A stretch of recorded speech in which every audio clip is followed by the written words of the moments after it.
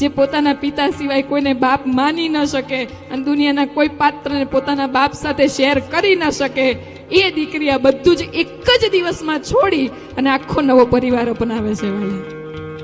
ત્યાં જઈને પપ્પા મમ્મી અને સાસરે જઈને ફોન કરે, પપ્પા મારા ઘરે આવજો. મારું ઘર? 18 વર્ષ જે ઘરમાં રહ્યા ને 2 દિવસ એ ઘર છોડીને ત્યાં જતા રહે, એનું મારું ઘર માની લીધું વાલા 2 જ દિવસમાં. મારા પપ્પા મારા મમ્મી છે ને પપ્પા આવું કહેતા હતા, એની વાણી સાંભળજો વાલા.